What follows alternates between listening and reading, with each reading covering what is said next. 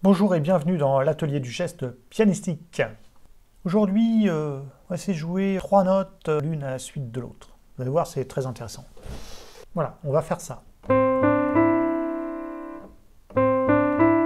va faire ça d'une façon très pianistique. On va créer de l'énergie. Alors ça va sans dire, c'est une onde, etc. Évidemment. Bon.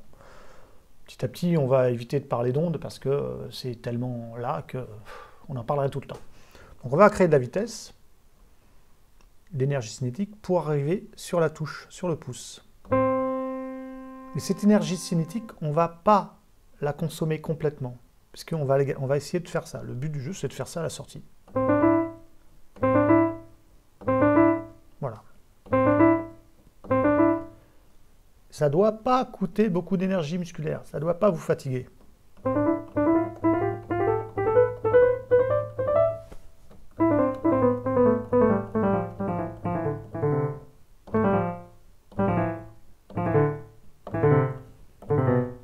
Voilà. Donc comme on fait-on? On crée de la vitesse, et en même temps, on joue. C'est-à-dire que, toujours quand le poignet est très bas, on va jouer le pouce. Bon, on va pas faire ça.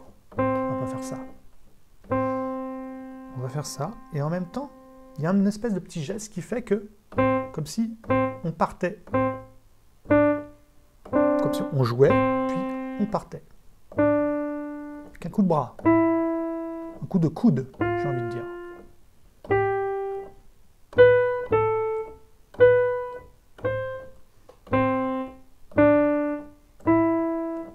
Hein, comme si quelqu'un poussait là. Hop. Hein, vous voyez? Alors, en fait, ça veut dire m'éloigner du clavier. Là, je me rapproche du clavier. Là, je suis au...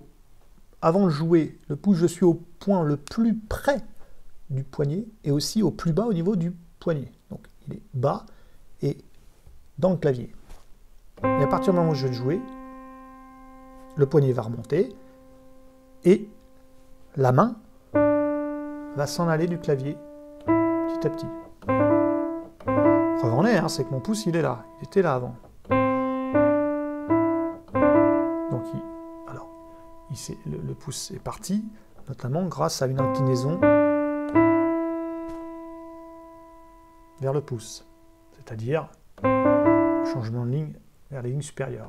Ça, c'est une ligne de pouce. Hein. Rappelez-vous, quand la main est écartée, la ligne de pouce, c'est lorsque la main est inclinée de telle manière que le pouce et l'avant-bras forment une ligne. Ça, c'est la ligne de pouce.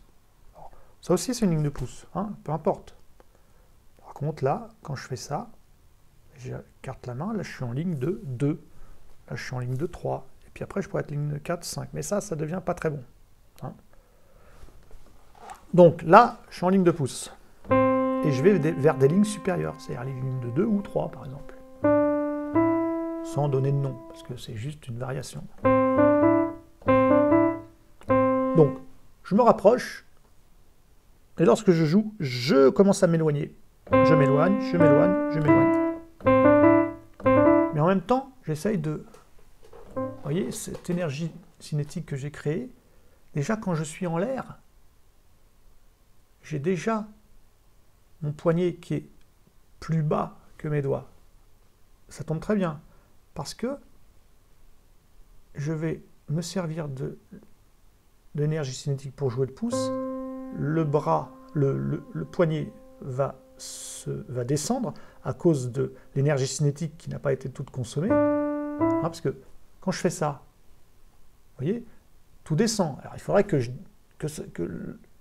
mon poignet descende ici, que le pouce joue, qu'il continue à descendre, et que le 2 et puis que le 3 joue. Hein, parce que c'est comme ça. Il va faire tadadam, tadadam, tadadam. C'est pour ça que le poignet remonte pour consommer l'énergie cinétique. Il n'y a pas que pour ça, mais il y a pour ça. Pour consommer convenablement l'énergie cinétique, c'est-à-dire distribuer l'énergie cinétique entre le pouce, le 2 et le 3.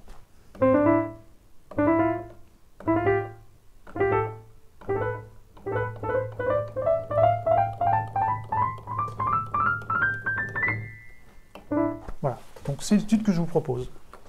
Vous pouvez déjà l'étudier. Sens cinétique, c'est-à-dire le fait de faire de la multiflexion, c'est-à-dire du jeu en escalier. 1, 2, 3. Donc là, ça commence à fléchir, très peu, certes. Là, vous commencez à fléchir, vous continuez de fléchir pour jouer le poignet. Vous voyez, j'ai fléchi le poignet. 3. Donc en fait, première flexion poignet, très faible, hein, peut-être même inexistante. Bon. 1. Deuxième flexion poignet, le 2. Troisième flexion poignet, le 3. Ce qui fait pom, pom, pom, comme si on faisait pom, pom, pom. Vous voyez, tout, le poignet qui est descendu. La flexion poignet. 1, 2, 3. Alors comme le piano, bon là je fais ta, vous voyez, la main descend. Mais bon, le piano, lui, il ne va pas descendre. Et bien, au lieu de descendre, s'il pouvait, il descendrait, mais c'est le poignet qui remonte. Hein. Il n'y a que ça, c'est action, réaction.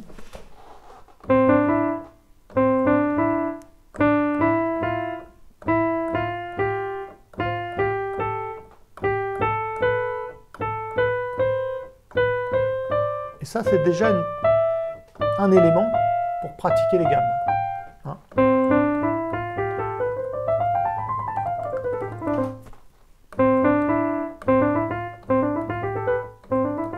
Hein, je vous ai déjà montré ça. Oui, mais vous voyez qu'il y a quand même cette triple flexion, hein, cette montée en escalier. 1, 2, 3. C'est pas... Les gammes, ça ne s'est jamais fait, ça ne se fera jamais comme ça, sans bouger. Hein. Combien de profs j'ai pu voir dire « mais il ne faut pas bouger, on doit rester comme ça », et puis mettre peut-être même quelque chose là qui peut basculer, et ça ne doit pas bouger. Donc par exemple, un espèce de truc comme ça, mais ça doit... Moi, j'arrive pas. Et ça ne doit pas bouger, non, ça c'est un peu une légende. C'est justement le fait de bouger, d'avoir cette mobilité, certes faible mobilité, restreinte, exprès, contrôlée, etc., qui nous permettent de faire des beaux gestes pianistiques. Alors, regardez, j'ai les mains froides en plus. Voilà. Donc on continue. Maintenant, on va complexifier un peu. Alors donc, cette première étude, hein, montez votre gamme très lentement, jusqu'à tout maîtriser. Vous devez maîtriser tout. Avoir conscience de tout. Ça doit devenir évident pour vous. Donc vous pensez petit à petit à chaque élément.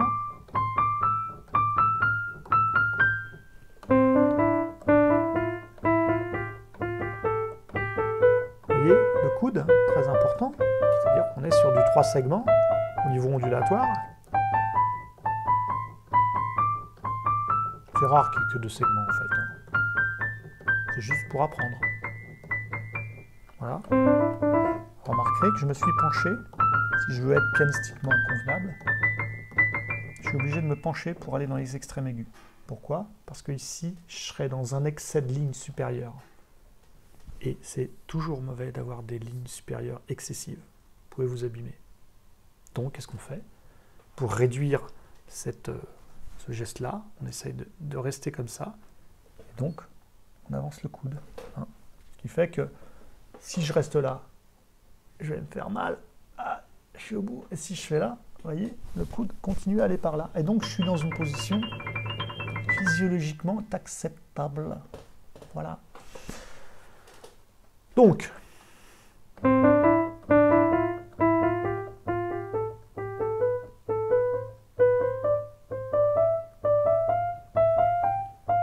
voilà.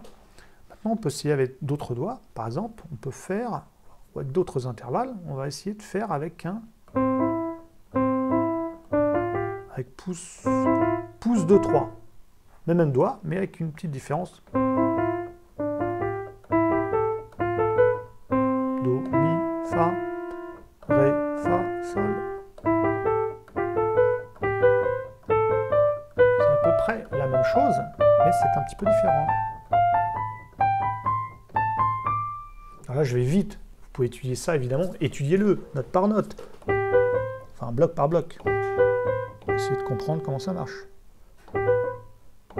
Vous faites attention à une chose à la fois. Vous ne pouvez pas faire attention à toutes les choses à la fois. Donc, par exemple, je vais faire attention à la hauteur poignet. Est-ce que je prends bien de la vitesse? Faire attention à la vitesse poignet. Est-ce que je prends bien de la vitesse? C'est la question que je me pose.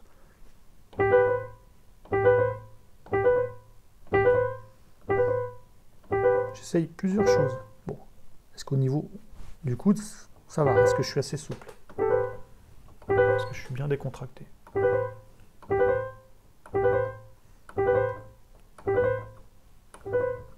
Je vais jouer sur la profondeur maintenant.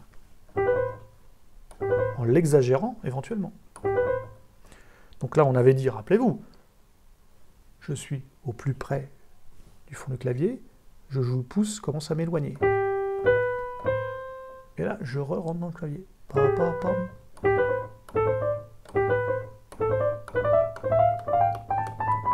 Etc. Bon. Voilà, et puis on peut avoir, par exemple, en mettant un petit peu de 5, parce que c'est vrai que ça peut être sympa, enfin ça peut être sympa, ça commence à être difficile, mais bon, par exemple,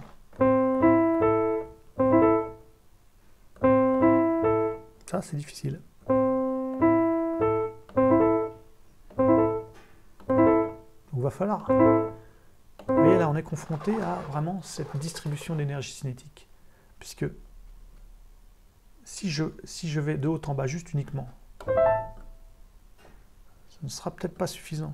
Il faudrait que je fasse un espèce de ça, pour pouvoir faire dans ce sens-là. Ça veut dire que je dois lever d'abord le pouce, le descendre d'abord, et donc c'est typiquement le système ondulatoire.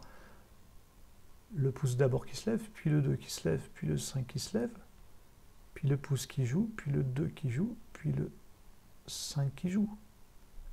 Ta-ta-tam, ta-ta-tam, ta-ta-tam. C'est ça la distribution de la cinétique. Il y a des gestes très souples comme ça, et oui. Vous voyez? Vous voyez? J'ai vraiment fait, bon là j'exagère un petit peu, mais... Ce qui est important dans un mouvement, c'est ce qui se passe avant de jouer. Ça c'est extrêmement, c'est capital. J'ai préparé une onde qui va me permettre d'utiliser la cinétique du pouce de 5 dans cet ordre-là. Le geste aurait été totalement différent si je fais le contraire.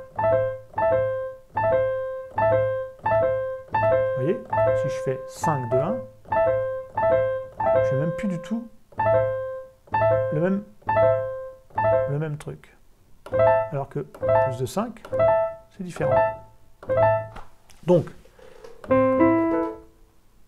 essayez de tenir compte du fait qu'il va falloir lever votre bras de manière à que ce soit d'abord le pouce qui parte, puis les autres doigts, et puis que ce soit le pouce qui revienne, puisque c'est la première note qu'il faudra jouer, puis le 2, puis le 5. Là j'exagère, hein. Je fais n'importe quoi, je regarde l'écran de contrôle. Le but c'est de faire la séquence 1, 2, 5. Sans que ça coûte quelque chose. Voilà, c'est pas bon.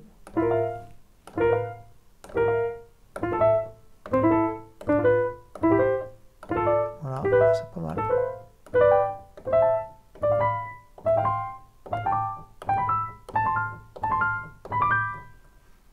Voilà. Donc ça, c'est une piste intéressante auquel on est confronté en permanence. Lorsqu'on apprend un morceau, on a toujours des schémas comme ça qu'il faut savoir gérer. Alors, il y a plein de gens qui se noient un petit peu dans les verres d'eau parce qu'ils n'ont pas connaissance de ça. Je parle de professeurs de piano qui n'arrivent pas à faire certaines choses, pourtant assez élémentaires, parce qu'ils n'ont pas du tout intégré tout ce qui était système ondulatoire et énergie cinétique. Et tant qu'ils n'auront pas compris, ils ne pourront pas le faire. C'est simple, c'est comme ça. Donc voilà, ça c'était juste une petite piste, on n'est pas obligé de faire cette étude vraiment à fond, etc. Donc il y a des choses plus importantes qui viendront par la suite. C'était juste une petite présentation de la nécessité de créer une onde orientée. C'est plus simplement l'onde qui monte et qui descend, et qui est symétrique comme ça, mais là c'est carrément un besoin. On va créer de la déformation avant de jouer pour être capable de fabriquer de l'ondin. Lorsque je fais ça, lorsque je fais cette séquence, vous voyez, j'ai fait tout un cinéma avant.